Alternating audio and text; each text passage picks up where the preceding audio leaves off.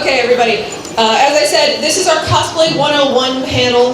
This is a little bit about what cosplay is. If you have a little one who wants to get into cosplay, this is the perfect opportunity for you to learn a bit about what this is all about. In front of me are some of my fantastic cosplay guests here today. These are professionals in the industry. These are people who've been doing this a really long time. I myself have been a cosplayer for 17 years. Woo! And some of these individuals have been doing it just as long as I have. So please, come close, ask questions, be a part of this discussion. Hi. Yay! So we're going to start with our introduction so you can get to know our judges and our panelists here today. You're like, how do I... But as I said, my name is Countess Alex. I will be your host and your cosplay coordinator today. And we're going to go ahead and start with introductions on my left-hand side. So we're going to start with my mushroom. Good morning, Jacksonville. How are you guys doing today? Woo! Wonderful, wonderful. My name is Dana Roberts, aka Curvy Darling Cosplay. Mama did not get these outfits, but I'm out eating tacos. I have been in the cosplay world for about 8 years. A big part of my cosplay journey is with my charity group, Costumers for the Cause. The character I am here today is Bobble. Later on, we'll be talking about making your own cosplay OCs. Thank you. Hello everyone, my name is Ashla Stargazer. I've been cosplaying for about 6 years now. I really love Star Wars, and I love fans, I love cosplay, I love this community, and I'm so glad that you guys are here with us today. Thank you so much for supporting the Jacksonville Library. If you have any questions at all for me, please come by my table. I am more than happy to help.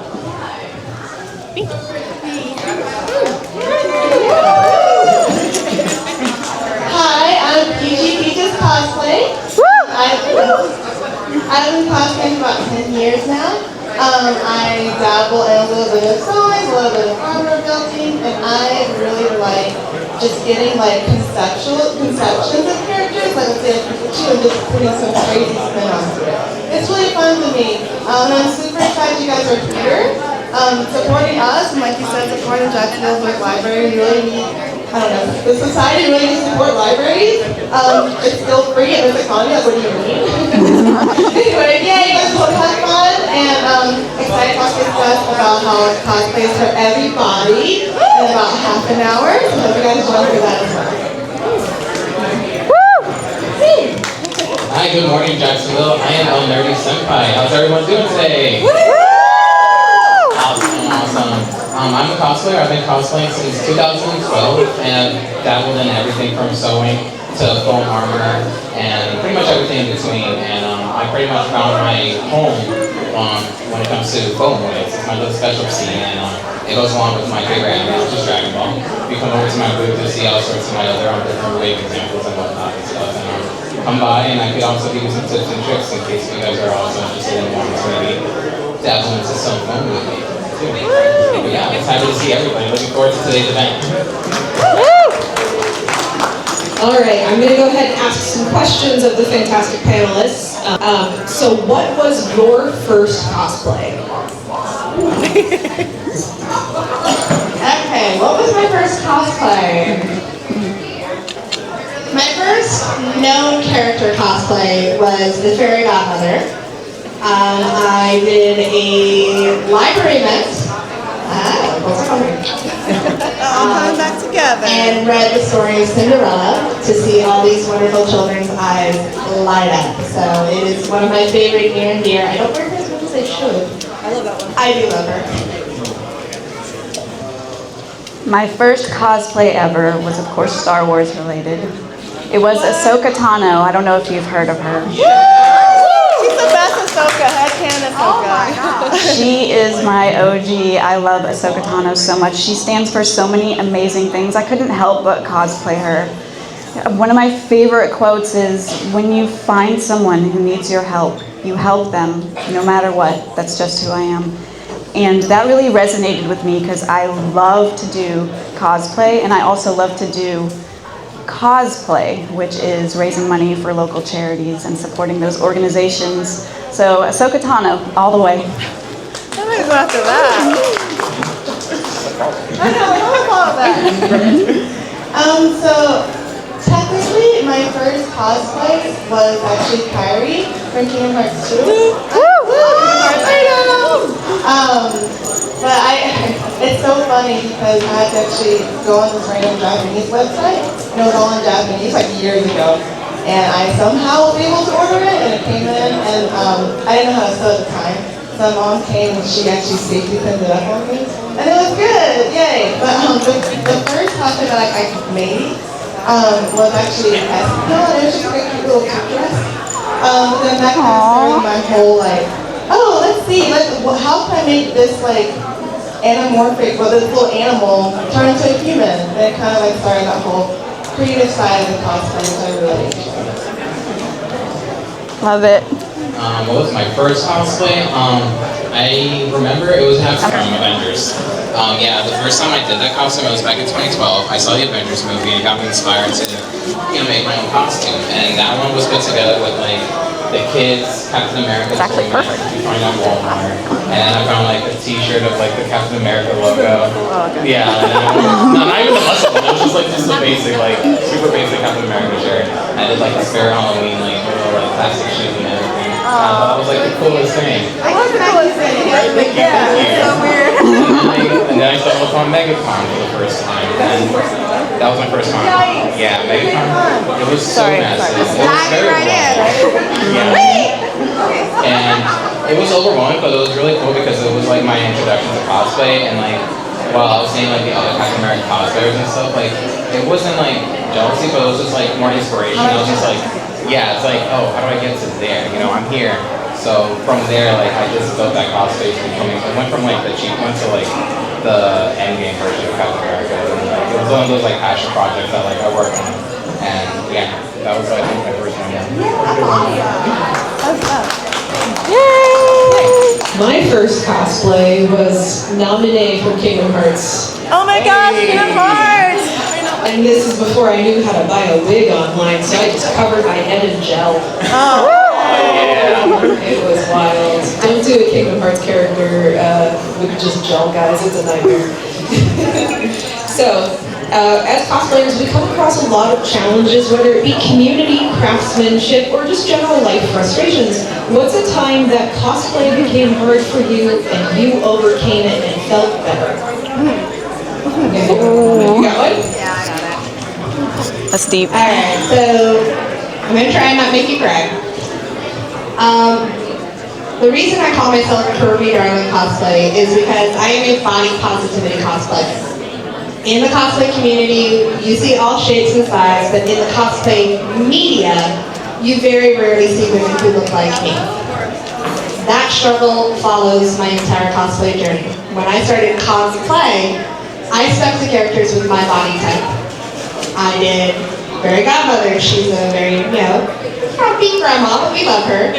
My passion was Ursula, because who does not like our big diva? I could not put myself in a princess dress, because princesses didn't look like me. Through my cosplay community with CWC and J Cosplay, he's not here today, but if you get a chance to meet him, he's been a big inspiration. He told me that as long as people recognize you, your heart is in the right place. A princess is a princess is a princess. The kids are not going to care that Belle has a round face and a rectangular jaw. And I did. I put on that princess dress as Anastasia, and I'd be darned if the man was not right. So it was very difficult for me to see past my body type for character integrity to bring character magic instead. And this community will change that perspective for you, because they will bully you into cosplay. They will. They absolutely will. Yeah, Lovingly, respectfully and lovingly, do the thing. So, Do it! I still struggle with that from time to time, but we're getting through it. A challenge for me in the cosplay community. I feel like there are so many to share. I use cosplay as an outlet for my artistry. Growing up, I was severely bullied. I feel like cosplay gives me an outlet to be seen and heard. And I don't want to get too deep for you because I'm already holding back the emotions. So You get to cry in 10 more minutes. Diversity panel. cosplay is just an amazing community. You will find so much support in this community. And will there be haters? Yes. Just forget what they say and move on, because what you're doing makes a difference in this world, and sometimes you can inspire people without even knowing it. So just keep doing what you're doing. That's kind of my motto is I want to inspire the next generation of cosplayers. I want to be there to support them. I want to bring awareness to bullying, and overcoming those challenges in this community can be hard, but just know that you have support here. People like us are here to help you, no matter what. You just reach out however you can, online, via social media. We will be there for you, and we love you guys.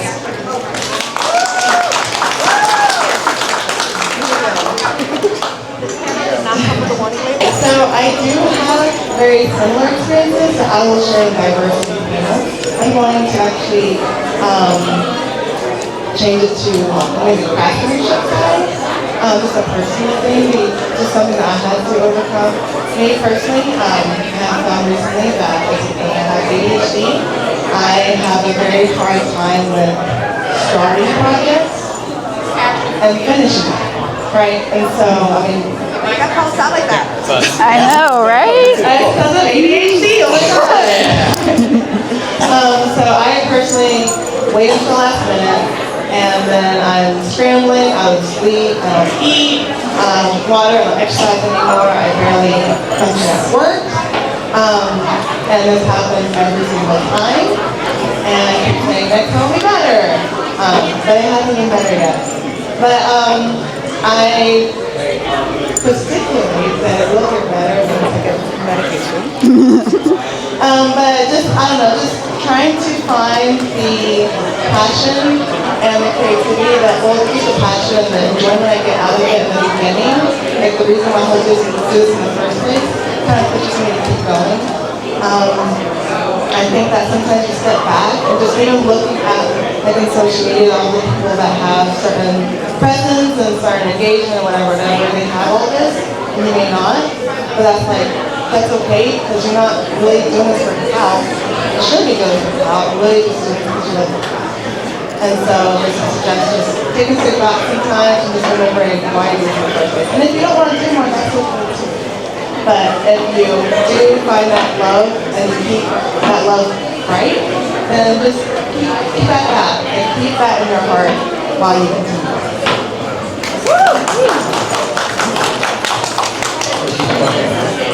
Challenges with craft or community? So, challenge with craft. Oh, okay. Really quick one.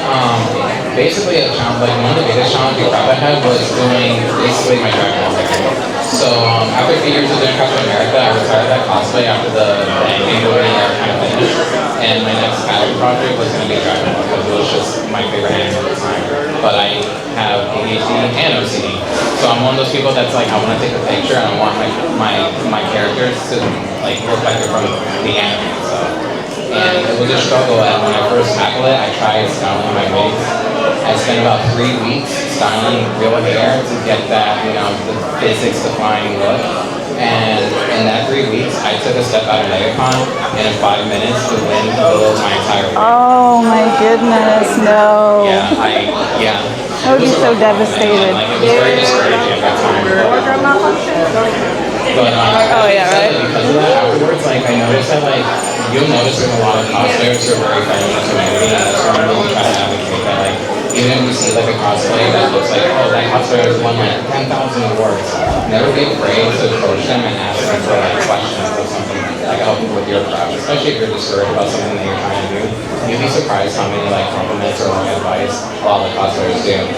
I for one, I'm like an advocate of like, you know, inspiring cosplayers, like future cosplayers, and that's why I started doing wig panels to like basically like show how to like make this basically make these like foam wigs. And like at the time when I was discouraged, I did the same thing. I did my research. I would talk to other cosplayers, and they gave me different ideas. And because of that, I was able to overcome the discouragement of like that 3-week like hard wait project, and was able to tackle that same project with the new medium. Yeah. New medium. So yeah, that was one of my big challenges. Okay, leading into our diversity and cosplays for everybody panel led by Kirby Darling, I want to ask one last question. If you had a message for a young cosplayer or someone who wants to cosplay no matter who they are, what is your message to them? In the words of all my lovingly bullying people, just do the thing. There is no such thing as dumb questions. There is no such thing as a bad idea in cosplay. If you want to make a dragon training mushroom that bobbles away useless junk, do the thing. Because trust me, you'll end up with more bobbles than you know what to do with. This is a good question. It's almost like, what would you tell your younger self? I would say find a project you're passionate about. Do that as your cosplay. You will spend a lot of time and money doing things like this. And really just do what you love. Do what you love. Do not let other people steal your joy. If you find love and passion in what you're doing and the characters that you want to create, it doesn't matter if you're making it out of tinfoil and cardboard. Just have fun and do it. So they both said kind of what I wanted to say, but I will add